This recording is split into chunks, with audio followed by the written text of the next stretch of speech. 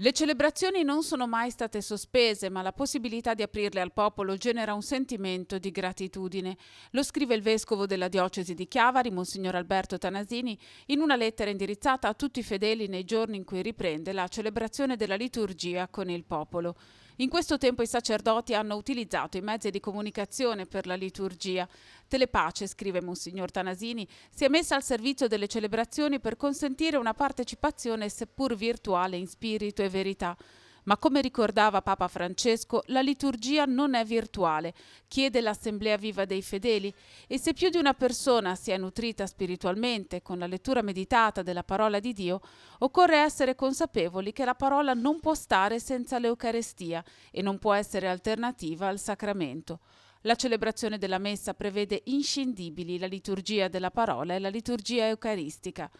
Nella sua lettera il vescovo invita a ritornare a messa con fede rinnovata, avendo meglio maturato la consapevolezza che è necessaria per la vita e sapendo che la partecipazione risponde ad una convocazione del Signore.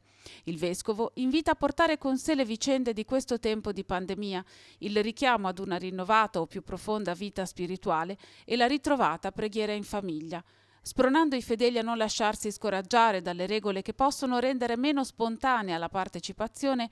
Il vescovo invita ad osservare scrupolosamente le indicazioni dei parroci, indossando la mascherina, igienizzando le mani, entrando ed uscendo da porte diverse, occupando i posti più avanzati per facilitare l'igienizzazione dopo la conclusione della messa e attenendosi alle disposizioni per la comunione. Il vescovo ribadisce l'invito a non uscire comunque di casa se si ha la temperatura superiore a 37 gradi e mezzo e se si è venuti a contatto con persone positive. I disabili avranno posti riservati in chiesa, ma per motivi di età e di salute vale sempre la dispensa dal precetto festivo. La Chiesa non respinge mai nessuno, sottolinea il vescovo, e questo vale anche per chi dovesse arrivare in chiesa e scoprire che il numero massimo dei posti disponibili è già stato raggiunto. Desidero aiutarvi a vivere questo momento con la gioia e la riconoscenza che merita, conclude Monsignor Tanasini, augurandosi che molti abbiano riscoperto quale grande dono è l'Eucarestia e vi facciano ritorno anche se l'avessero abbandonata prima della pandemia.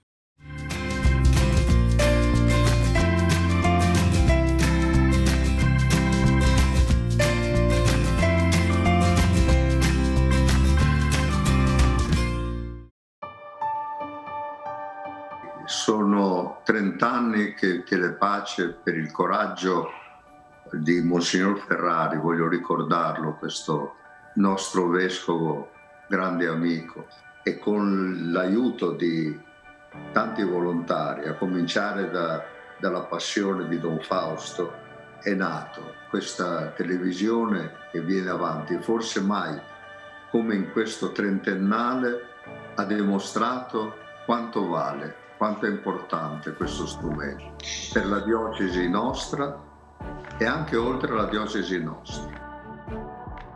Il servizio ricevuto chiede, credo, gratitudine, e allora viviamo questo trentennale non soltanto guardando Telepace, ma viviamolo guardandolo a noi che lo sosteniamo, che vogliamo sostenere, e non permettiamo che questa realtà cada anche, abbia delle difficoltà a mantenersi, che è la nostra emittente, non soltanto della nostra diocesi, della nostra Chiesa.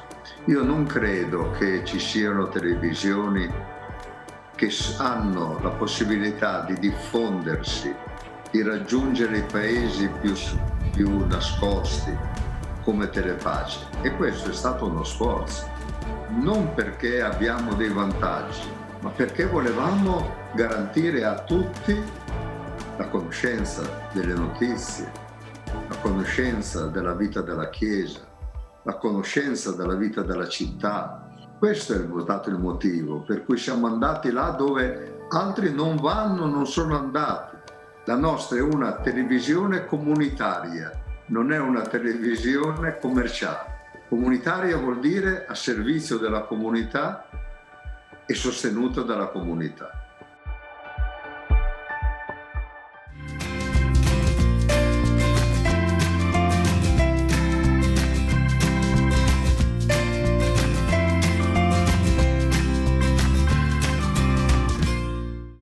Le esperienze più significative delle parrocchie, insieme ai bambini, ai ragazzi e ai giovani, sono stati i campi estivi, settimane o 5 giorni, 10 giorni, in cui i ragazzi vivono in uno stesso luogo e fanno esperienza di vita e di fede. I campi estivi sono stati davvero un'esperienza e un cammino che ha formato tantissimi ragazzi e che ha fatto sì che il cristianesimo passasse anche per attrazione, per passione nelle giovani generazioni.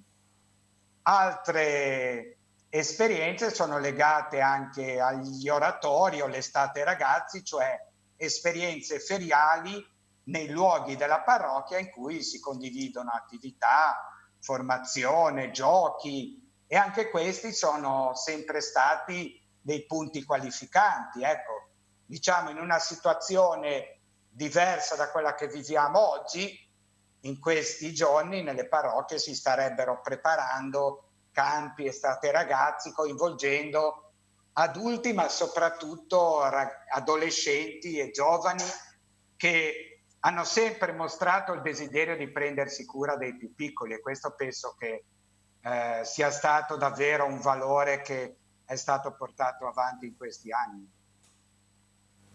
Allora, tu sei responsabile della pastorale giovanile, te ne sei sempre occupato, c'è tutta una parte anche poi di pellegrinaggio, di viaggi, di spedizione, di avventura, di cui tu sei stato un po' maestro anche in questi anni, credo, Gasta. Gasta è il nome d'arte di Don Alberto, ricordate che ecco, questo è Gas o Gasta. Allora Alberto, e quest'anno? Post-Covid-19, cosa succede all'estate dei nostri ragazzi e dei nostri giovani? Grazie per il titolo. Grazie per il titolo di Grazie per il titolo di maestro e per il nome d'arte legato alle esperienze estive, al quale... Beh, un nome pieno di energia, Gas. Esatto, sì, sono legato perché comunque fa parte del cammino fatto con tanti ragazzi e tanti giovani, sì. Questa è un'estate diversa che però prevede, direi, di mettere in gioco la creatività. Ecco, la creatività delle parrocchie, delle comunità cristiane e dei giovani per stare comunque accanto ai ragazzi. Ecco, non dobbiamo subito dire adesso ci saranno tante norme, non facciamo niente. Cerchiamo di vedere come in questo tempo possiamo comunque stare accanto ai ragazzi e ai giovani. Ci saranno esperienze diverse, non potremo magari, come si vede adesso nelle immagini, giocare a calcio, tutti insieme con grandi gruppi, però comunque tenendo le distanze, portando avanti delle iniziative di igienizzazione dei locali, soprattutto mettendoci in rete con i comuni e gli altri enti locali. Non è detto che non si possa fare qualcosa. Adesso questi giorni sono importanti per valutare quali sono le iniziative che si possono fare. Sicuramente in piccoli gruppi, questo sarà determinante, e cercando di seguire alcune indicazioni che ormai abbiamo imparato molto bene. Ecco, vuoi dirci alcune cose che secondo te, da quello che sono già state date delle linee precise a questo proposito, la prima domanda, sono già delle linee precise, e che margine di mutabilità hanno secondo te? Allora, sono state date alcune linee precise dall'ultimo decreto che è stato presentato anche dal Premier Conte, e poi specificate dal Dipartimento per le politiche della famiglia dello stesso Ministero. Per cui abbiamo una serie di norme che però possono poi essere specificate meglio dalle regioni. Questa sera dovrebbe arrivare un'ordinanza della Regione Liguria che definirà alcune norme nel dettaglio per il nostro territorio, e poi ci sarà anche il confronto con i comuni, per cui è importante. Diciamo che a livello nazionale è stato definito che si potranno fare attività insieme con i bambini e i ragazzi minorenni dai 3 ai 17 anni. Questo è già importante. Sono state date delle indicazioni sul numero di educatori ai quali devono essere affidati i ragazzi, sulla presenza di gruppi piccoli, sulle modalità in cui svolgere queste attività, e tra l'altro il Ministero ha portato avanti anche una serie di finanziamenti per queste attività di centri estivi e oratori. Sarà significativo che anche le parrocchie si possano confrontare con le amministrazioni comunali per definire eventuali progetti unitari. Sicuramente è un modo diverso, ma non per questo deve essere meno appassionante. Ecco, dicevi che ci saranno delle cose che specificano ulteriormente per la nostra regione, quindi stiamo aspettando questa ulteriore precisazione regionale? Sì, comunque in generale le indicazioni che arrivano dal Dipartimento sono quelle che dicevamo prima. Sarà importante che soprattutto nella preparazione delle attività non ci sia improvvisazione, ma ci sia una certa professionalità e anche l'attenzione a quelle che sono norme che stiamo imparando in questi giorni, tipo l'utilizzo delle mascherine, il verificare se qualcuno ha la febbre, igienizzare le mani. Capisco che è un po' difficile con i bambini e i ragazzi, però del resto noi aiutiamo i ragazzi e i bambini a introdursi nella realtà del nostro tempo e vivere il Vangelo nell'epoca in cui viviamo. Per cui è una sfida anche questa, poter incontrarci in questo tempo che viviamo.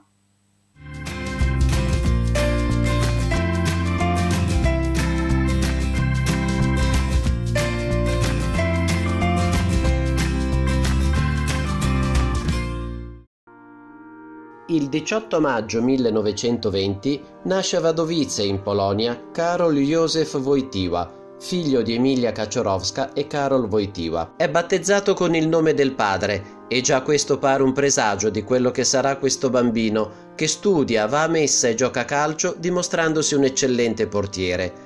Karol ama la vita, la cultura, il teatro, lo sport. Sopravvissuto miracolosamente agli orrori della Seconda Guerra Mondiale, anni tragici che lo vedono giovane operaio e seminarista clandestino, è ordinato sacerdote nel 1946.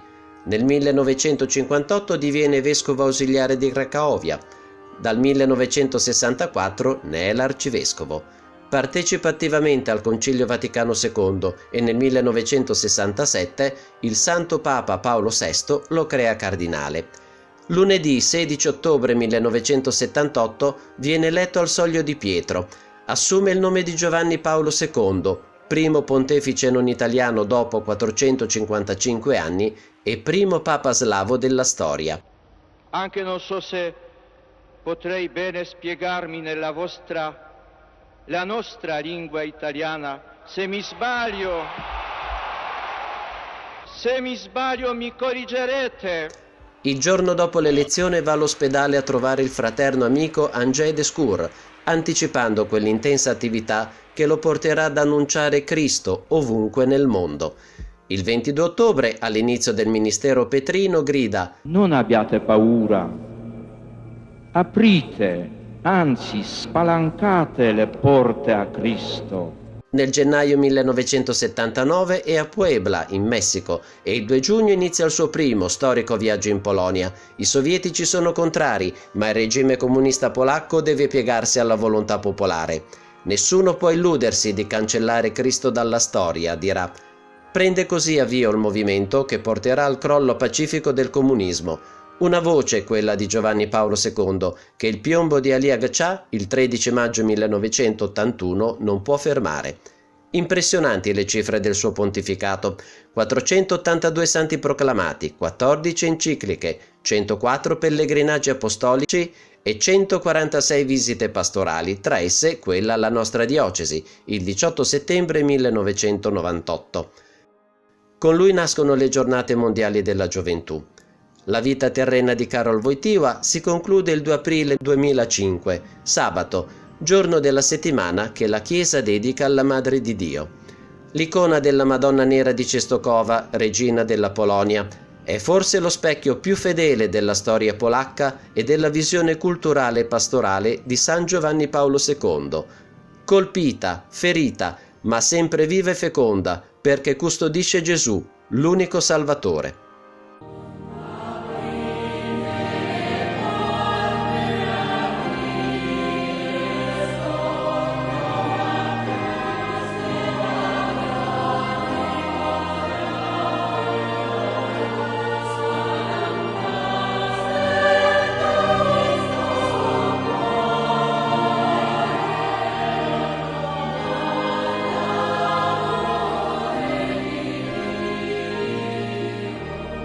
Soltanto un uomo come Giovanni Paolo II può veramente amare tutti e amava veramente tutti come amici. Ecco, questi 100 anni dalla nascita di quest'uomo che ha segnato la storia della Chiesa certamente, ma anche la storia dell'umanità, perché ha lasciato nella vicenda, in modo particolare dell'Europa, delle tracce, potremmo dire, che verranno ricordate per sempre. In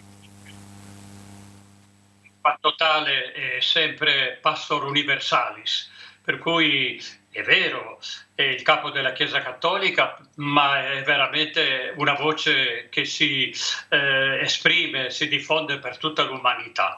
Questo veramente è quello che fa grande e importante anche la voce del Santo Padre.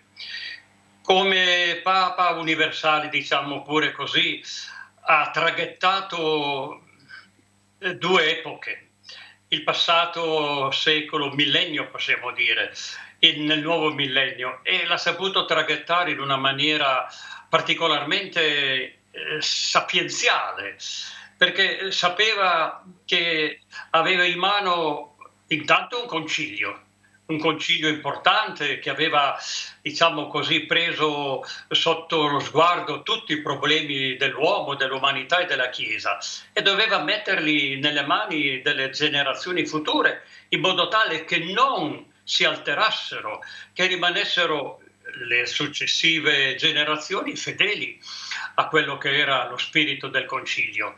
Quindi un rinnovamento nella continuità e soprattutto scoprire che il futuro della storia è nelle mani di Gesù Cristo.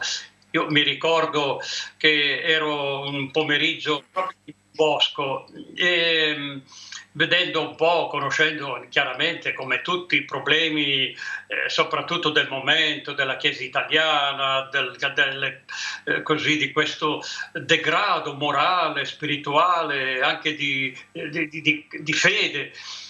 Io ho domandato, ma senta lei, Santo Padre, che vive diciamo in Dio e poi soprattutto vede i problemi della Chiesa dall'alto e del mondo, ma che cosa ne pensa di questa società di oggi? A lui immediatamente mi ha detto e mi ha risposto: Cristo è sempre il futuro della storia. Cristo è sempre il futuro della storia. E questo me lo sono poi risentito dire in un altro momento, quando qui c'è tutto un piccolo, diciamo, un fatto precedente. Sapevo che mi avevano fatto il processo per diciamo, diventare vescovo, c'è tutto un processo che fanno, e poi anche Don Stanislao mi aveva detto si è andato a ringraziare il Papa.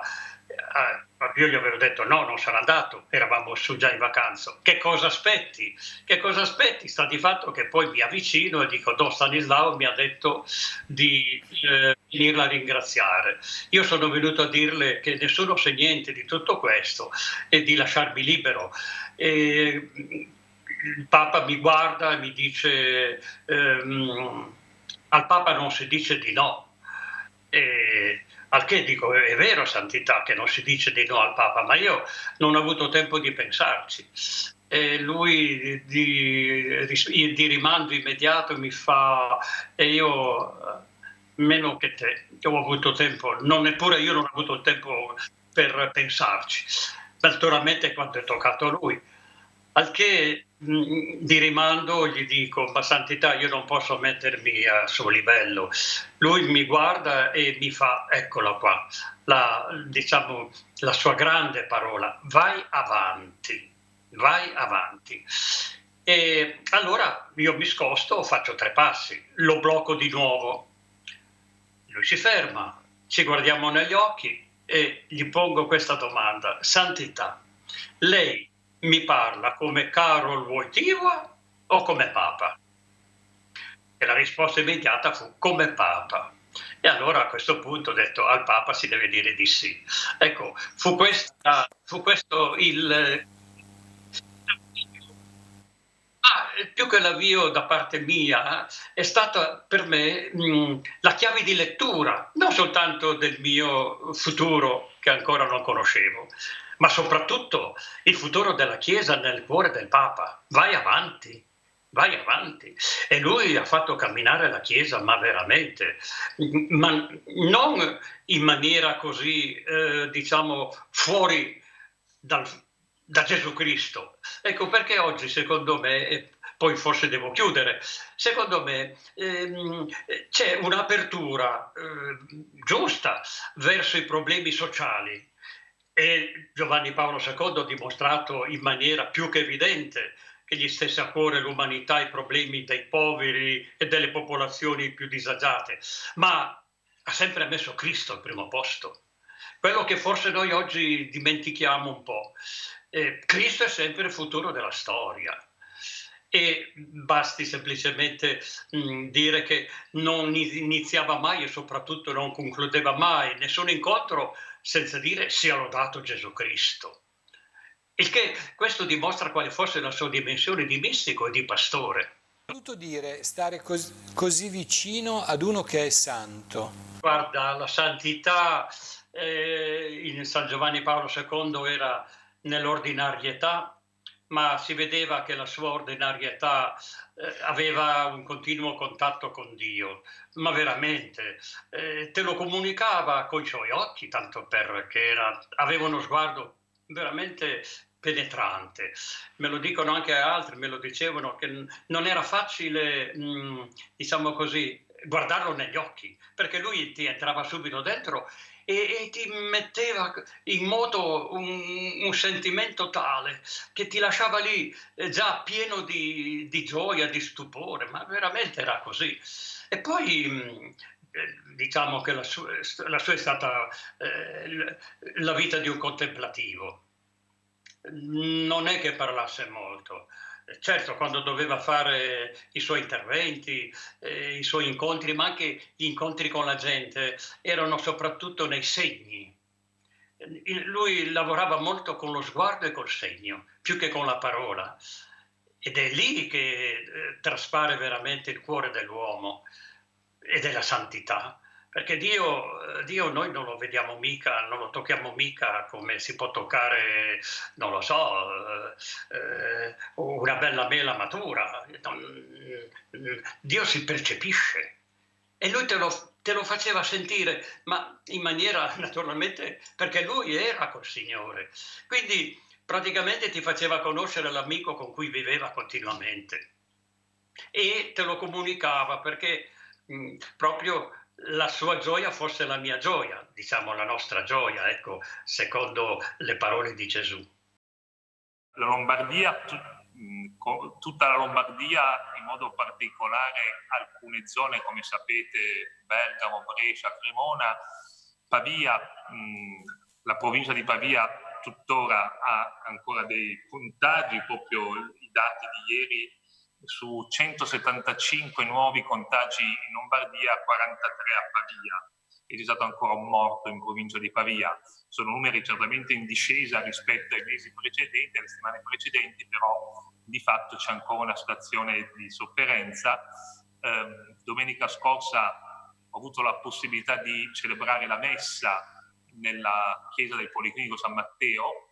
Erano presenti il direttore generale e poi 4 medici che hanno lavorato e lavorano nel reparto degli infettivi, e poi dopo la messa proprio il primario mi ha accompagnato nel reparto Covid a incontrare infermieri e medici. Penso che in tempo abbastanza breve, mi ha detto, potrò anche andare a trovare i malati con gli opportuni ausili di difesa, di custodia, anche però di fatto adesso sono molto di meno. Soprattutto mi diceva che le persone che adesso vengono ricoverate arrivano in condizioni non così gravi come nelle prime settimane, quindi la terapia intensiva è anche da noi in calo. Hanno smantellato tutta una parte del pronto soccorso che avevano fatto apposta, e pian piano anche certi reparti dell'ospedale San Matteo che erano stati trasformati in area Covid stanno tornando a essere reparti, diciamo, normali. Corrado, venire a contatto con questa umanità che ha sofferto, si è impegnata, si è dedicata al servizio degli altri, cosa ha trasmesso? Ma dunque, devo dire che ho conosciuto diverse persone che in questo periodo sono state ricoverate anche a San Matteo, tra cui un mio sacerdote di 58 anni che per fortuna si è salvato bene, ha avuto un momento critico, e lui ma anche altri mi dicevano che sono rimasti molto colpiti non solo dalla competenza ma veramente dall'umanità di tutti gli operatori sanitari, anche chiaramente gli infermieri, il personale ausiliario. C'è stato veramente, ma qui a Pavia, penso in molti altri luoghi d'Italia, ecco, come dire, un venire alla luce quella che è la caratteristica forse più bella della professione medica, perché la professione medica, come Papa Francesco dice spesso, è più di una professione, è una vocazione, una chiamata a stare vicino all'uomo sofferente, e dove ovviamente ci vuole scienza, competenza, ma ci vuole anche tantissima capacità di lasciarsi, come dire, toccare ed entrare in rapporto col malato. E questo c'è stato. Ci sono stati anche operatori medici anche che hanno fatto, come dire, un grandissimo lavoro di rapporto con le famiglie attraverso le videochiamate, hanno fatto anche il lavoro per gli psicologi. Qualcuno ha fatto anche un lavoro quasi pastorale, nel senso che ci sono medici e infermieri credenti che hanno aiutato a pregare. Io ho avuto la fortuna che in alcuni reparti degli infettivi di Pavia ho 4 suore, delle suore della Provvidenza, che lavorano come infermiere, e quindi queste 4 suore mi hanno permesso innanzitutto di far avere l'Eucaristia ai malati che lo chiedevano, e poi hanno fatto un lavoro proprio bello, sia, come dire, il loro lavoro di infermiera, ma poi appunto col di più dell'essere suora consacrata. E poi so che ci sono stati anche alcuni proprio operatori medici o infermieri laici credenti che hanno cercato di essere, come dire, un segno anche della vicinanza della Chiesa in questo momento in cui, per ragioni di sicurezza, io più volte ho chiesto al direttore generale se si poteva dare accesso ai cappellani. Adesso pare che, migliorando le cose, dovrebbero riuscire a entrare anche cappellani per portare anche la loro presenza. Domenica mi ha molto colpito incontrando queste infermiere, naturalmente erano tutte con la mascherina, quindi vedevo solo gli occhi, però mi ha colpito i loro occhi, erano occhi proprio belli, cioè di persone che, soprattutto 2 infermiere, mi hanno molto colpito, da come mi raccontavano l'esperienza, i loro occhi dicevano 2 persone, come dire, innanzitutto non stanche, cioè pur affaticate, ma non persone che, e soprattutto si vedeva benissimo che c'era un approccio, un impatto umano che hanno vissuto e che stanno vivendo, e credo che questa è un po', fa parte, credo, di quell'anima naturaliter cristiana che appartiene all'uomo, e forse credo che, senza saperlo, adesso magari non è che tutti gli operatori sanitari vivono pienamente un cammino di fede, però credo che c'è come una memoria cristiana che in questi casi riemerge, cioè in fondo il nostro paese d'Italia è un paese che è segnato dall'esperienza della fede, della verità della fede, e quindi anche in persone che magari non vivono più pienamente un'appartenenza ecclesiale, però c'è come una memoria buona che forse in queste occasioni, come in altre, lo vediamo tutte le volte che sono delle emergenze, riemerge in maniera forte. Credo che sia una ricchezza anche di cui ringraziare, forse anche da scoprire e da evangelizzare, cioè poter aiutare a dare un nome a quella tenerezza, a quella compassione che è propria del cuore dell'uomo. E in questo senso credo che il dolore abbia dato una misura di realtà da accogliere, che dobbiamo custodire, mantenere e tenere ben presente, perché altrimenti davvero sciuperemmo tanto patire, tanta vita vera che abbiamo passato, che non va buttata via. Corrado, adesso io passerei a un tema che so esserti estremamente caro. Ieri abbiamo festeggiato San Giovanni Paolo II. Io, cari amici telespettatori, ho conosciuto Corrado da ragazzo. Corrado è sempre stato un fans di Giovanni Paolo II, da sempre. Quando eravamo in seminario insieme, abbiamo fatto il seminario insieme con Corrado, lui sapeva tutto di quello che aveva detto e quando l'aveva detto. Allora Corrado, non è un segreto questo, lo sanno tutti quelli che ti conoscono. Raccontaci qualcosa della tua affezione per Giovanni Paolo II. Beh, la mia affezione a Giovanni Paolo II è nata, possiamo dire, come se le cose normalmente succedono non a caso, fra virgolette, se esiste il caso. È nata da due fatti. Quando facevo quarta ginnasio, quindi avevo 14 anni, era l'anno che Giovanni Paolo II era stato eletto, era l'anno 78-79, il mio insegnante di religione, che era tuttora vivente, Don Gianni Cogorno, fu insegnante per un anno, ci propose di fare una sorta di ricerca, come si usavano allora, scegliendo un tema un po' a caso, ma io di fatto scelsi il viaggio di Giovanni Paolo II in Messico, perché era stato il primo viaggio del Papa. E feci una ricerca così, mettendo insieme qualche articolo, qualche foto, e già quella ricerca mi rimasi non tanto impressionato dai testi, ma dal volto di quest'uomo. Mi colpì tantissime foto la sua, come dire, straripante umanità e anche letizia. E poi l'anno dopo, facevo quinta ginnasio, ci fu invece, come dire, una svolta più importante, cioè in quell'anno, nel marzo del 1980, io allora vivevo l'esperienza di gioventù studentesca, avevo come insegnante di religione da quell'anno Don Pino De Bernardis, che è tuttora vivo e anzi più che vivo, e allora ci fu un'udienza di noi studenti di gioventù studentesca d'Italia con Giovanni Paolo II, il 16 marzo, me lo ricordo bene perché era una domenica, andavamo giù in tanti, migliaia, in aula Paolo VI. Vi ho detto che si ricordava le date, gli appuntamenti, i giorni, le ore, le parole, ecco, avete visto. È una data che mi colpì. Allora, eravamo 12.000 quasi, fu un incontro bellissimo, dove io rimasi veramente, sì, folgorato da lui, dalla sua umanità, venendo da vicino, da quello che ci disse, perché mi ricordo benissimo, ci parlò della gioia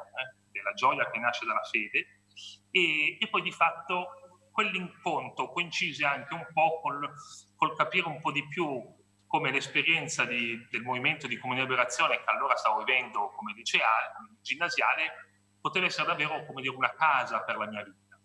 Per cui, quando tornai a casa da quella giornata,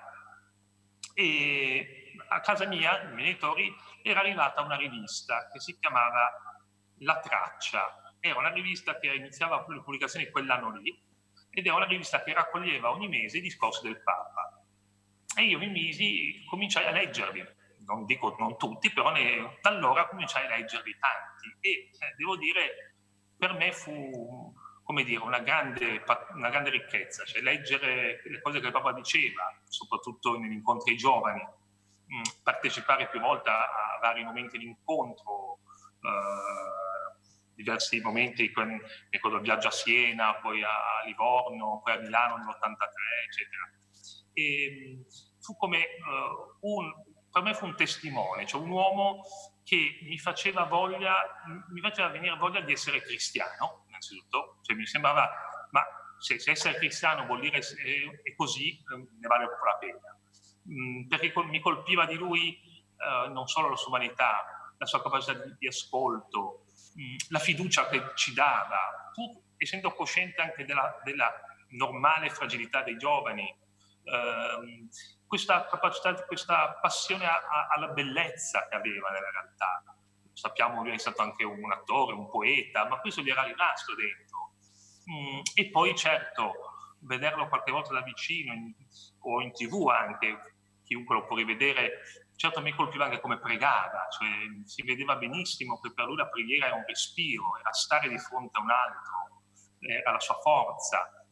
Ecco, quindi direi che cominciò così, per cui quando poi entrai in seminario, io mi ricordo che, ti ricorderai anche tu che dopo mangiato c'era, fino alle 3, 3:30 c'era un po' di tempo libero, a volte si facevano queste piccole uscite, a volte si giocava a pallone, ecco io se potevo mi defilavo dal gioco a pallone e andavo a leggere qualcosa del Papa, ecco, perché mi interessava di più quello. Quindi fu un po', e devo dire che anche la mia vocazione, che è maturata pian piano negli anni del liceo, uno dei fattori che certamente mi fece voglia, mi mise dentro l'ipotesi del sacerdozio fu proprio il modo di essere anche prete di Giovanni Paolo II. Quando lui, visto che lui spesso raccontava della sua storia vocazionale, ecco, di fatto fu certamente una delle testimonianze che mi aiutò molto a prendere sul serio questa ipotesi e poi pian piano a verificarla, a scoprirla. Ecco, quindi direi un po' così, in breve, ecco. Sì. Ecco, Corrado, Giovanni Paolo II ha segnato la storia della Chiesa ma anche del mondo. Con il suo pontificato ha lasciato dei segni forti.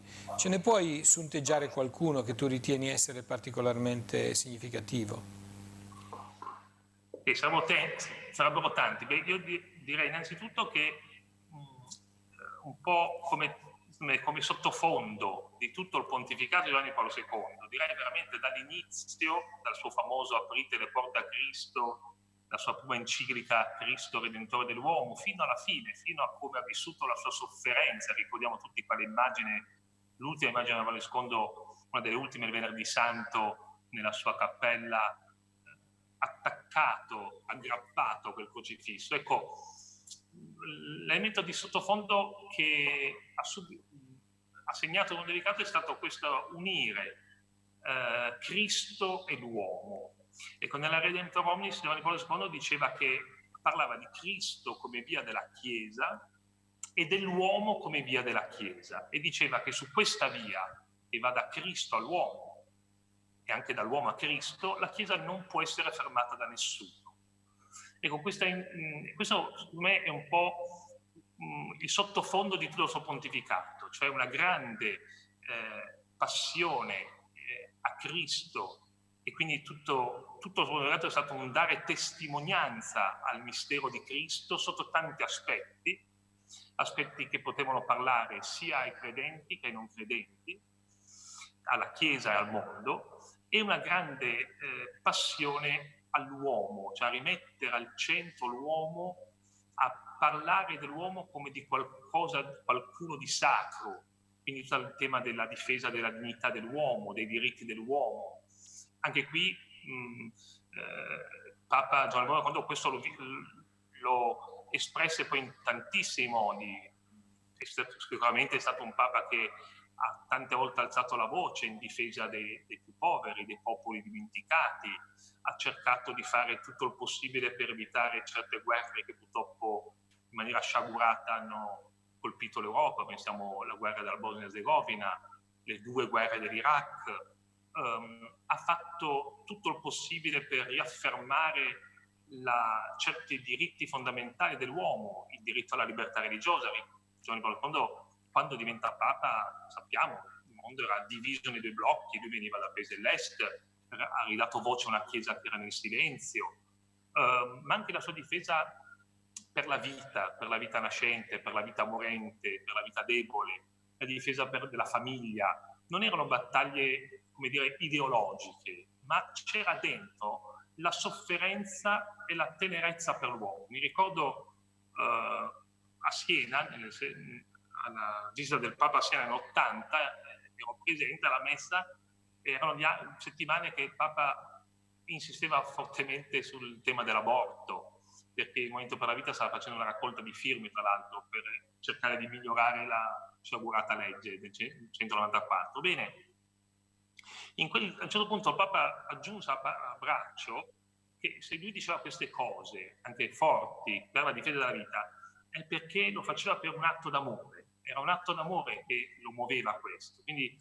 si vedeva benissimo, chi lo voleva vedere lo vedeva. E forse si è visto bene anche nel suo pontificato, anche verso la fine, anche coloro che magari lo avevano osteggiato, criticato, si sono dovuti perlomeno arrendere di fronte a questa evidenza. Cioè l'evidenza che quest'uomo era un uomo innamorato di Gesù, innamorato dell'uomo, capace di viverlo fino in fondo. Poi certo, dentro queste coordinate, secondo me Giovanni Paolo II ha fatto, ci sono dei gesti che sono rimasti un po' delle pietre miliari. Penso alla famosa giornata per la pace dell'86 ad Assisi, con l'avvio di questo dialogo con le religioni, un dialogo per la pace nel mondo, un dialogo che non era una sorta di sincretismo, ognuno col proprio volto, in un rispetto profondo delle identità di ciascuno. E quella giornata di Assisi poi il Papa la ripropose nel 93 per la guerra della Bosnia-Erzegovina e poi nel 2002 dopo il terribile episodio delle Torri Gemelle. Quindi certamente rispetto a certi pensieri che allora giravano della scontro di civiltà. Un altro certamente pietra miliare come gesto che è rimasto sono state le giornate mondiali dei giovani, che Papa Giovanni Paolo II l'ha detto più volte, non sono nate a tavolino, non sono nate da un progetto, sono nate, come dire, perché si è trovato, sono come accadute, perché è accaduto questo rapporto con i giovani che inizialmente sembrava impensabile. Teniamo conto che alla fine degli anni 70 la Chiesa, per tanti motivi, veniva da un momento non facile. Il pontificato di Paolo VI era stato un pontificato grandioso, ma anche molto sofferto, e dove un certo rapporto col mondo giovanile, almeno apparentemente, sembrava fortemente compromesso. Quando Giovanni Paolo II fece il primo raduno dei giovani nel giubileo dell'84, non molti credevano che sarebbe stato un successo, e fu invece un successo, ma non un successo semplicemente numerico. Partì una storia di un dialogo, di un incontro, di cui tantissimi giovani sono stati poi destinatari. Questo è stato veramente una cosa che poi è rimasta, cioè da allora anche i pontefici dopo, con il loro stile diverso, Benedetto e adesso Francesco, hanno continuato questa scia. E poi direi un terzo elemento un po' miliare che rimane in Giovanni Paolo II è come dire, la valorizzazione profonda di tutto quello che nasceva nella Chiesa. Giovanni Paolo II è stato il Papa che ha valorizzato tutti anche i nuovi movimenti, le nuove comunità, le nuove forme di vita religiosa, a volte anche, leggevo oggi un articolo interessante, a volte anche fidandosi un po' troppo. Nel senso, Giovanni Paolo II, questo non inficia l'infallibilità pontificia, ha fatto anche lui qualche errore, cioè magari ha dato fiducia a certe realtà che poi hanno mostrato dei problemi grossi. Ma c'è la famosa questione il famoso Massiel, il fondatore dei Lunari di Cristo. Giovanni Paolo II dette molta fiducia a questa esperienza, forse si fidò troppo, ma quindi, come dire, però al di là di possibili errori era la tensione, cioè lui dove vedeva qualcosa di nuovo e di bello, perché comunque anche le Legionari di Cristo, nonostante questo oscuro fondatore, sono stati e sono una realtà ancora significativa. Cioè, quindi è un grande mistero come è possibile che lo spirito abbia generato una realtà positiva attraverso uno strumento così assolutamente non solo inadatto ma falso per certi aspetti. Ecco, direi questo è rimasto, cioè Giovanni Paolo II ha fortemente valorizzato. Proprio ieri su Stato 2000 c'era uno dei tanti servizi fatti in questi giorni dove hanno intervistato alcuni esponenti di questi movimenti, adesso anziani, oppure hanno fatto vedere alcuni di questi esponenti ormai morti, Giovanni Paolo II non tifava per nessun movimento in particolare, cioè valorizzava tutto quello che nasceva. Questo era una cosa che faceva già da arcivescovo di Cracovia. Ecco, questo è un aspetto.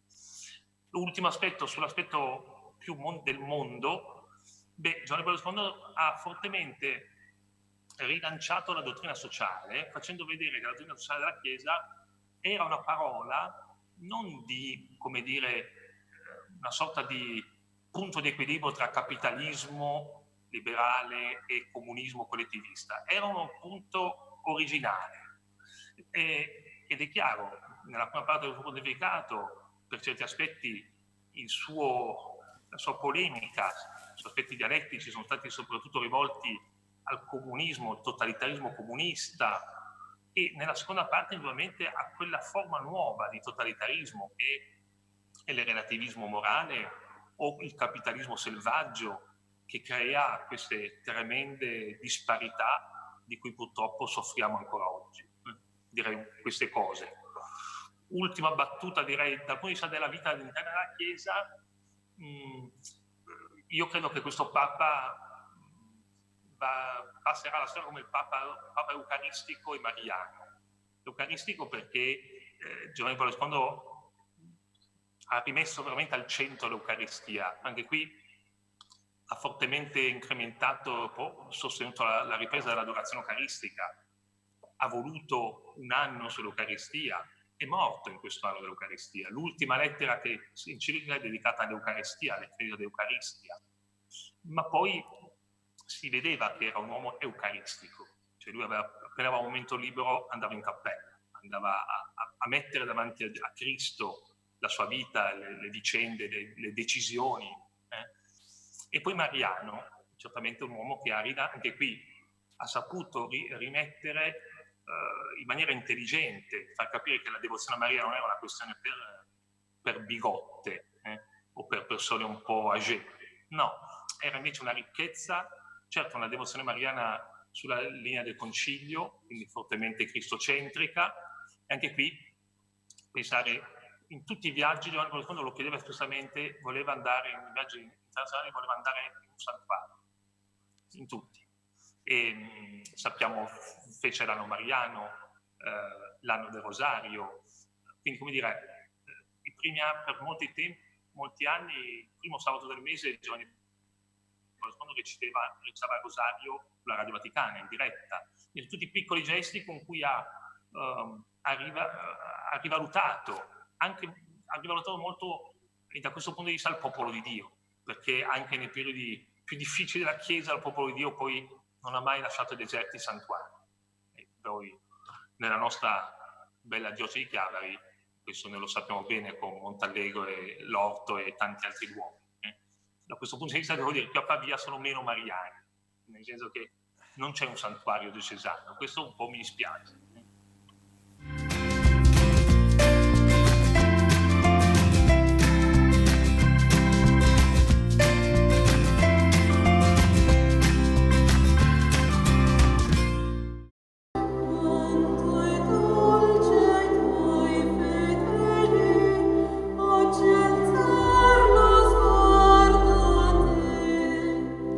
Un antico legame fra gli abitanti di Santa Margherita Ligure Maria Venerata sotto il titolo di Nostra Signora della Rosa, un legame di affetto ancor più che di devozione che si rende visibile specialmente a maggio, quando viene celebrata la festa mariana.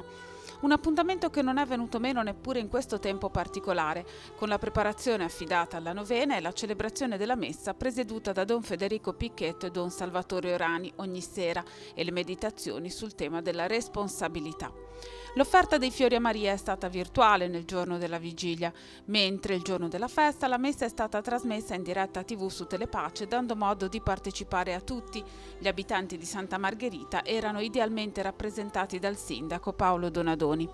Tra gli spunti di riflessione più specifici proposti durante il triduo: la responsabilità cresce esponendosi, la responsabilità ci cambia standoci, la responsabilità fiorisce nella cura.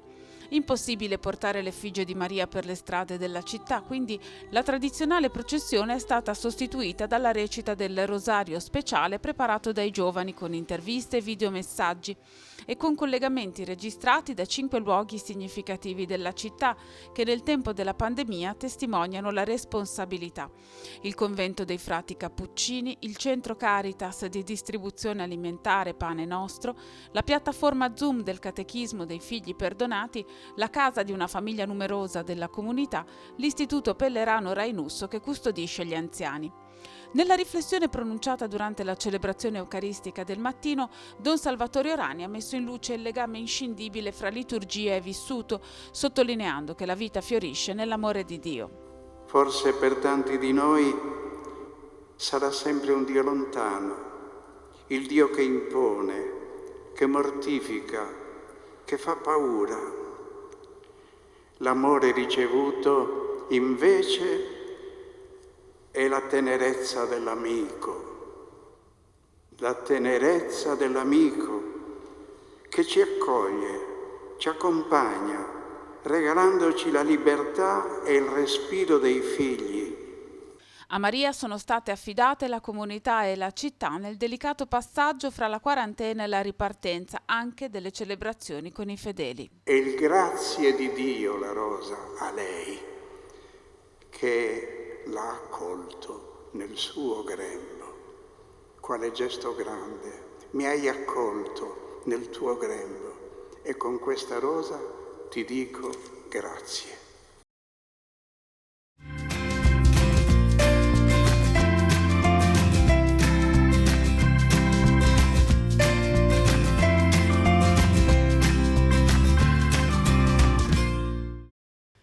La ripresa delle celebrazioni con il popolo questa mattina ha voluto dire entrare in un modo nuovo di accostarsi alla messa, in tutte le chiese, con il rispetto rigoroso delle misure previste dai protocolli, ma con il desiderio di sentirsi nuovamente a casa. E se è vero che casa è dove c'è chi accoglie, allora è tanto più casa un santuario mariano, quello di Masso a Castiglione Chiavarese, dove il parroco Don Siriac Bigirimana ha celebrato sul sagrato la messa nel giorno della memoria di Nostra Signora di Loreto. Ritrovare la casa è quella che ci ha generati, è quella dove abbiamo imparato i primi passi per muoverci umanamente e direi anche spiritualmente. E questa mattina mi stava a cuore ricordare che qui a Loreto siamo veramente a casa nostra, perché siamo a casa della mamma, a casa della madre. E quindi questo ritrovare e ravvivare il senso dell'appartenenza appunto filiale a Maria per me è la cosa più importante.